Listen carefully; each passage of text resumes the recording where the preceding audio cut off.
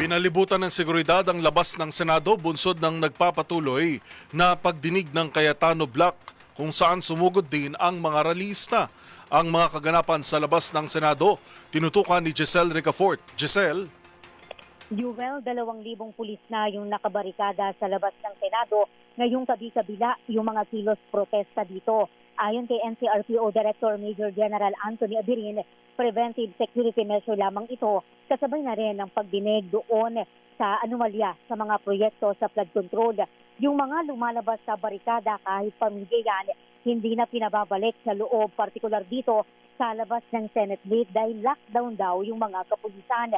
Halos 400 na rallyista yung sumugod dito kanina para ipanawagan yung pagbibitiw ni Senate President Alan Peter Cayetano. Bitbit yung mga placard at tarpaulin iginiit ng mga miyembro ng Sandugo na kung may kaunti pang hiya si Cayetano, buwaba na siya sa posisyon. Pakinggan natin yung isa sa mga demonstradora. Ang bayan, ang Pinas, yun daw sitaw, hindi daw majority. Labing isa sila daw sila kayo mayorya So, respetuhin na lang yan kung mayroong pasanghiya. Kasabay nito yung pagsaludo nila kay Senator Chis Escudero na siyang dahilan ng forum kahapon.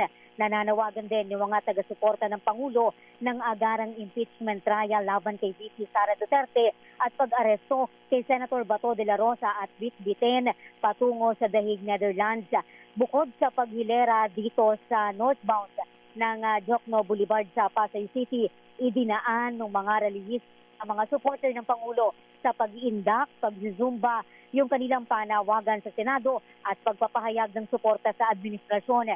Sa ambush interview naman, iginiit ni dating Congressman Mike Defensor na layon daw ng gulo sa Senado na patahimikin, huwag pagsalitain yung 18 na nagpakilala ng mga dating sundalo.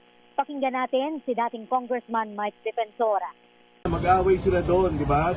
The senators will have to decide. Pero ang posisyon namin, tuloy dapat ang Blue Ribbon Committee hearing. Noon ko pa sinasabi, itong away ng Senado, dahil sa Blue Ribbon Committee hearing, ayaw nilang pagsalitain yung 18 Marines. Matandales, nandito kami, hindi naman kami resource person. Yung mga sundalo nasa loob na. Nagkikilos protesta pa rin ngayon yung mga taga-suporta ni Senator Bato de la Rosa naman habang nakaabang din dito yung mga supporter ng dati umanong mga marine. Pinapasok na rin matapos yung halos 1 oras yung mga mamamahayag naman na nagko-cover sa loob ng Senado na kanina nga hinarang hindi pinapapasok ng mga security guard dito yan sa mataas na kapulungan. Para sa NBC TV Network News, ito si Giselle Ricafort. Para sa DZRH, una sa Pilipinas, una sa Pilipino. Maraming salamat, Giselle. Mamaya ho, antabayanan nyo ang report sa loob naman ng Senado na tinutukan ni Raymond Dadpaas.